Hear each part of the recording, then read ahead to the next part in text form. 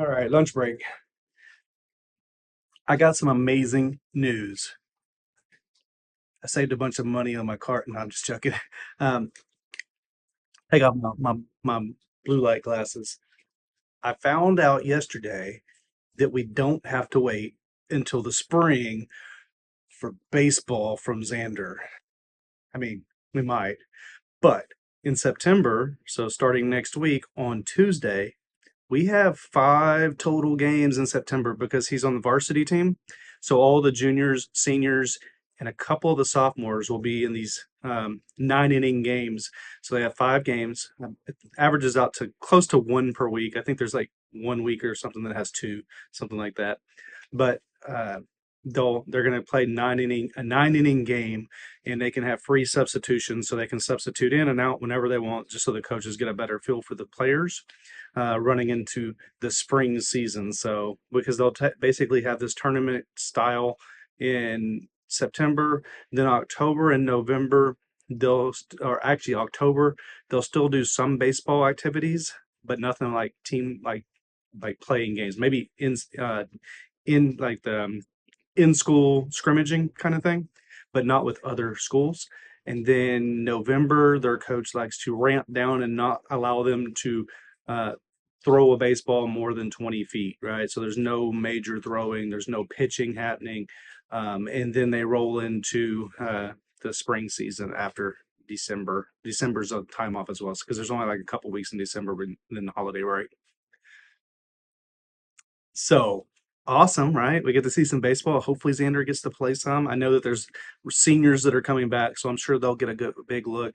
And like I've said before, this is going to be a tougher season for baseball for Xander, simply because they already have their outfield set. It's pretty much a couple juniors and then one senior that's a starting quarterback for the football team, and they're solid. Xander's like, he's really good, but they're solid, right? Those kids that are there, it's going to be hard to surpass them. But where Xander can help their team is in his hitting. He was the offensive player of the year last year for the JV team, and I think him and one other kid on the team, they each had over 30 hits in the season, and the next closest kid was like between 10 and 15. I can't remember. I have all the stats, but it was like between 10 and 15 total hits for the whole season. And Xander and this other kid both had over 30, and Xander was the offensive player of the year. So he has the ability to be the DH, right?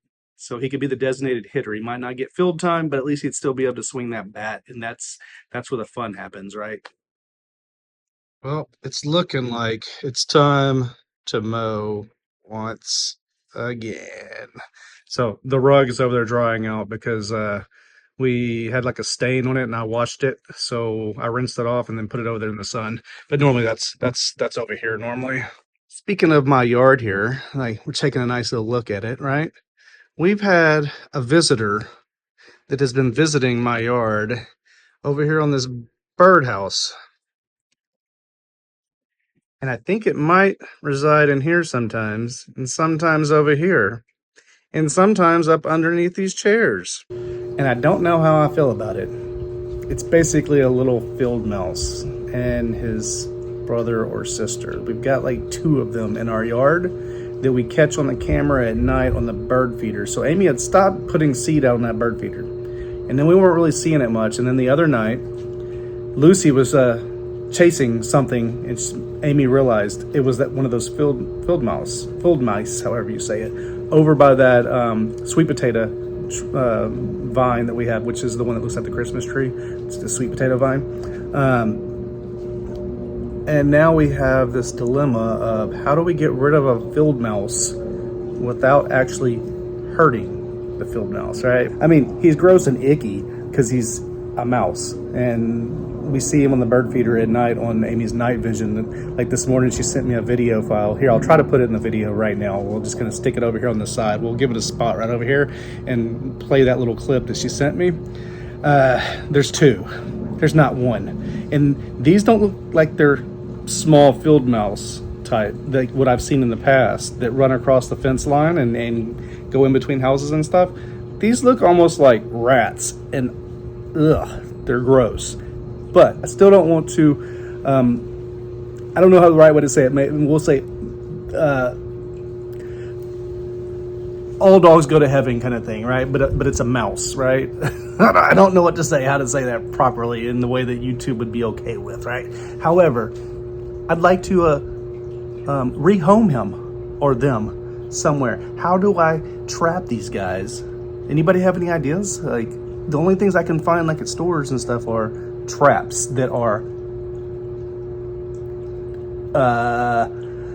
they don't get to be rehomed, right? Those kind of traps. I'd like to rehome these guys and take them off somewhere, put them in some kind of container and move them to another home far away from my home. You get what I'm saying? Here's what she does all day. It's a tough life over there, snuggling up in blankets, ma'am. Are you comfy, Lulu? Oh, sorry, did I disturb you? My bad. Go ahead and go back to sleep. It's okay. So speaking of baseball, check this out, okay? We live in an area that's very populated and there's a lot of schools in our area and our district is very big. And some of the district's schools don't have to really put money up front for their baseball team, for their players, right? For each player have to individually do things because it's already just covered in their school's cost. I would say that they are what's the right word? Trying to think of the right terminology. They are all well off, right? Those areas where the schools are at. So the families don't have to raise money. Our school, I'm not saying it's not well off or we don't have kids that are well off, but our school requires that we have to fundraise and put money together, right? And each player is required to raise $1,600. There's multiple ways to do it. It covers all the costs for baseball, for the new uniforms. We are one of the only grass fields in our area. I mean, there's a couple, but we're one of, like, out of the well-off schools, we have a grass field, and every summer the district doesn't take care of that grass field. So usually we have to go, we'll have a work day, a parent work day kind of thing. But the field's in really bad shape. It needs to be regrassed or resodded, I guess. The outfield, that's a lot of grass, a baseball field. So it's gonna cover a lot, but there's all kinds of other breakdown of all the where the money goes, right? But this is like some of the stuff that we have to do, and we have to get it all done before, I want to say like the 3rd week of September. So we have like 3-4 weeks of like fundraising that we have to do, and we don't have a lot of family. So last year when we had to raise this money, basically me and Amy we had to cover the majority of the money that was that we had to raise. So I would say out of the last year was only $1,500 that we had to put together, and I want to say we probably covered about $1,200 of that out of our own pockets. So here's the kind of stuff that we have to do. I'm just going to show you real quick. I'm not going to leave it on very long, but just so you can kind of see one of the other stresses of parenting. Check this out. All right, so for one, we have a ball drop for a golf tournament because they host a golf tournament that tries to cover most of the cost. Each one of these balls, so they're all numbered and they're individually, these are going to be Xander's balls.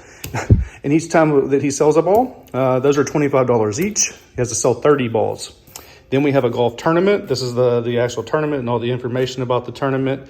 Here's that golf ball drop. This is the amounts that the people can win if they get the closest to the tee. It's a really cool event. It's just really expensive. Like this Grand Slam package that they kind of offer sponsorship level. Look at that price, guys. Look at that price. That's insane for somebody. Like the good thing, I will say this, the good thing this year, Amy works at a retail like merchandise golf company that's based out of Houston, Texas, Bogey Bros. Amy works there. She's a warehouse supervisor. So she's kind of like, she has a good in with the owner of the company. And he has already said that he will sponsor like a team because of that, for that golf tournament. He doesn't want to do like major sponsorship because he doesn't want his logo out on the golf course. I don't know. They do a lot of online sales type things. But he's going to do put together a team. And I think it's a team, if you put it for the sponsorship levels, I think it's $600 or something like that for a team of 4 to do the golf tournament. And then he's going to donate a whole bunch of stuff to put in all the gift bags because they put together like 150 gift bags as well. So my goal is we have that's 600 covered. And then my goal is to somehow sell these 30 golf balls. The way that they're sold is, like I said, $30 or $25 per ball, or you can buy 5 balls for $100. So you're saving $25 if you buy 5. So my goal is to try to get that done, and Xander has to pull his weight and go talking to some of his friends' parents that their kids don't play baseball. He's got to go talk to them and be like, hey, I need $25. Can you help me out? That kind of thing. I can't, we can't really afford to cover that whole cost again this year. Last year we did it, and it was a struggle, but we did it because we had to, and we wanted it to happen. We're going to do the same this year. I mean, if we have to, we have to, but the goal is let's cover it with the sponsorship stuff, right? Yeah, fun times.